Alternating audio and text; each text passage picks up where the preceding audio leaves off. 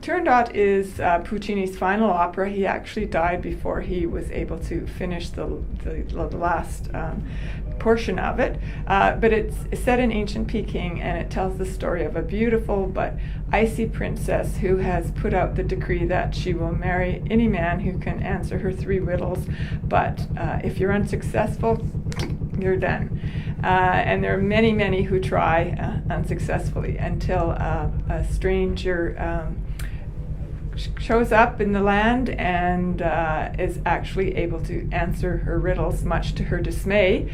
But seeing that she's has a dilemma about what this now means in terms of her then, supposed to be marrying him, he offers her an opportunity, an out per se, so that if she can tell him his name, he will let her go. And so there is a community-wide search to find out who this unknown stranger is and what his name is. And I won't go any further. You have to come to the opera and see if what happens if the 2 lovers actually are together or not. But it's a wonderful opera, wonderful music. People will be very familiar with one particular tenor aria called Nessun Dorma, which Pavarotti and many, many singers from the world of opera right through to pops and every genre really. There's been singers who have made that opera that aria one of theirs. And that's just one of the wonderful pieces. It's a big spectacle. We've got a full cast, a huge chorus, a children's chorus of 12, another 12 extras on the set, and of course our wonderful Winnipeg Symphony Orchestra in the pit. So it's a great experience for anyone who has never been to an opera before. We've come together with a number of different activities and events that we hope people will enjoy.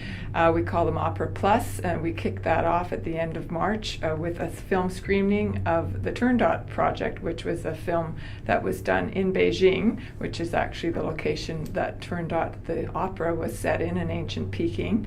And it's a behind-the-scenes spectacular of Zubin Mehta, a conductor who went to China to produce Turandot for the first time in Beijing. So it's a beautiful spectacle, lots of color, and just a great opportunity to sort of get familiarized with the opera a bit more.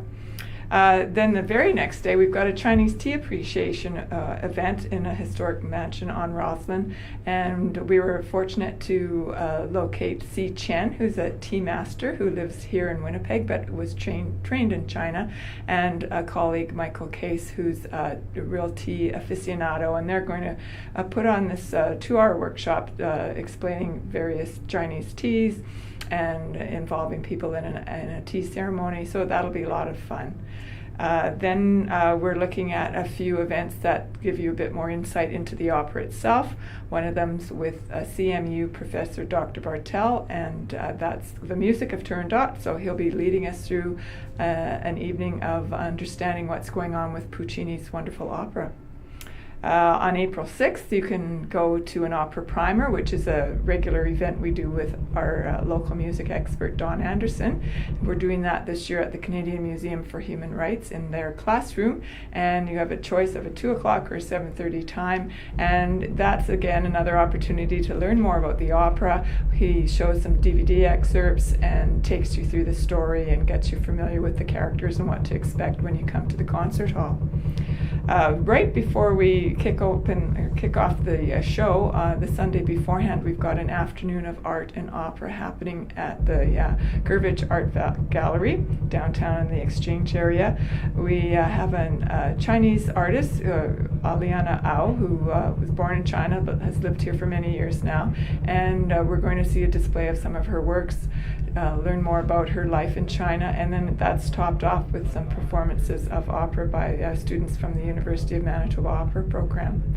And of course, for closing night, we've started a tradition of having a dinner on the Friday night, and this year we're keeping it in the concert hall, and Coon Garden is going to be catering a variety of Chinese foods with pre-show chat, and of course you can always catch the pre-show chat at any of the performances half hour before curtain. Well, I always like to remind people who've never been to an opera in Winnipeg before that we have surtitles that are projected above the stage, and those are in English, so it doesn't matter what language the opera is spoken, or sung in rather. You can keep an eye on the surtitles, which are the opposite of a subtitle that you'd see in a movie, and that'll help you along understanding the story. And of course, our website has lots of information that you can go to just get familiarized with the storyline and whatnot. Some great singers coming here as well, so it'll be a wonderful experience.